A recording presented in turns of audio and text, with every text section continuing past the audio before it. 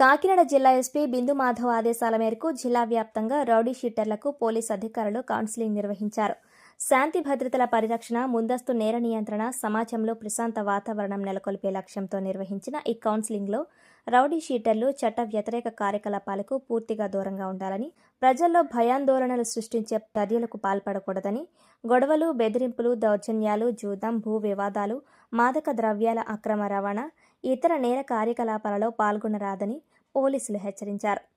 అలాగే సమాజంలో గౌరవప్రదంగా జీవిస్తూ కుటుంబ సభ్యులతో సత్సంబంధాలు కొనసాగించాలని, ఉపాధి అవకాశాలను సద్వినియోగం చేసుకుని బాధ్యత పౌరులుగా మెలగాలని సూచించారు.